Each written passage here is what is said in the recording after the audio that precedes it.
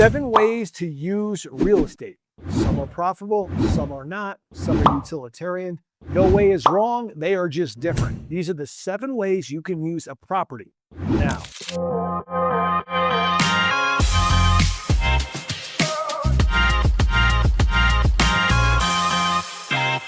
hey guys, my name is Jay Lehman. I'm a licensed realtor here in Champaign County, which is in central Illinois with eXp Realty. I'm an investor myself, and I help a lot of investors locally, non-locally, and from across the country invest right here in central Illinois. And I want to talk about the 7 things that you can do with a property.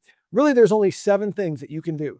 And the first one's pretty simple. Number 1, you can do this in a property. Number 1, you can live in the property yourself. That's called an owner-occupant residence. That means that's your house. That's where you call home. You can live in it, and over time, that's not a bad real estate investment as it is. It's a place that you're living, you're getting value out of it, and getting some kind of utilitarian use out of it, maybe raising a family.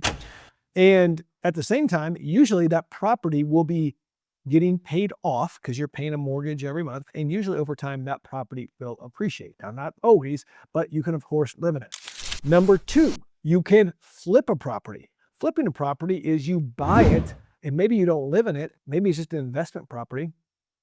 And when you buy it, you fix it up, you renovate the rooms, you change the paint, you change the flooring, you update the kitchen and baths, and you fix it up and you sell that and flip it for a profit. So let's say you bought it for $150,000, you put $50,000 into it, and you sell it for $250,000, and you profit $50,000. Now, some people don't like to flip it because you have to pay short-term capital. You have to put ordinary income on that profit that you make. So some people like to do our third strategy. The third strategy is that you BRRRR the property. That's when you buy it, you rehab the property, you rent it out, you refinance it, and then you repeat the process with another property. The beauty of the BRRRR is you're able to get all of your initial capital out, but keep the property and a renter, and then go and do it again. That's why it's a repeatable process. So you fix it up, you buy it for $150, you put $50 into it. It appraises for $250. The bank will give you a loan for 80% of $250, which is $200. So you get all your $200 back out on both the $150 purchase price, the $50 rehab price, and you go do it again. All right. That's the third thing you can do. The fourth thing is you can long-term rent it. Now, this is the most common form of real estate investing, is that you put a long-term tenant in there. I would say a long-term tenant is anywhere from 6 months to years of living in that property and paying rent. And ultimately, you hope that rent that you take in is greater than your expenses and your mortgage. And what's left over is called cash flow, right? As it cash flows, it also appreciates over time, and the tenant pays off the mortgage, and you have tax benefits for long-term rentals. Number 5, you could midterm rent it. Yes, midterm renting is a thing now, especially in university towns or hospital towns. Traveling nurses, traveling professors, short-term students that want to stay anywhere from a month to 6 months. I would call that a midterm rental. What's great about a midterm rental is you can get higher rents than a long-term rental, but you don't have the hospitality headache of a short-term rental, which I'll get into next. Short-term rentals, much like a hotel. Stay for 3 or 4 days, you got to change the sheets, update the snacks and goodies, and always be on call in case something happens. Midterm is a lot like a long-term, but a higher rate, but a shorter term of lease, usually 1 month to 6 months. Midterm can be a real sweet spot for people struggling to get cash flow.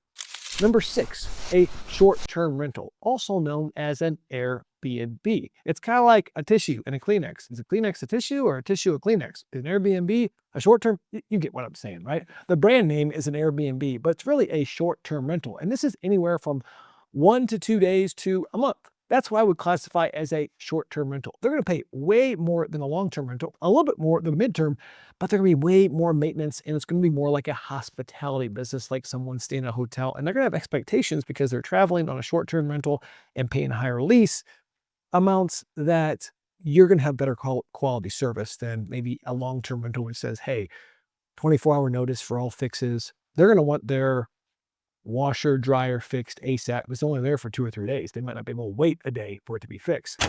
So that's the downside. The upside is you make more money. And then last but not least, number 7 out of all these is something called a pad split. You can actually split the rooms up and rent them by the room. Very simply is you have a house, let's say with 5 bedrooms, and the 5-bedroom house would rent for I don't know, $2,000 a month on a long-term rent. Maybe on midterm or short term, you get 2,500, 3,000, but a pad split, you could rent out by the bedroom. You could turn a dining room or even a basement, or maybe a garage is heated into a bedroom. You take that 5-bedroom to an 8-bedroom. And that 5-bedroom that running for 2,000, you make some makeshift bedrooms out of it by putting some windows and different things in, and it's got 8 bedrooms. You rent them all out for $500 a month each bedroom. 500 times 8 is 4,000, and now you've doubled the rent that can come in. Now, yes, you'll be paying utilities, probably internet, but if done right, pad splitting can make the property more profitable. And with high interest rates, high insurance costs, and higher expenses, more and more investors are opting for the pad split. Now, none of those options that we just said are bad or good. They're just different. Like I said, you can live in it, you can burr it, you can flip it, you can long-term, you can mid-term, you can short-term, you can even pad split. Whatever you desire, real estate gives you the flexibility to do to make sure it works for not only your lifestyle, but also for your pocketbook. Choose the one that fits best. And comment below which one you like the best. Like, subscribe, and follow for more.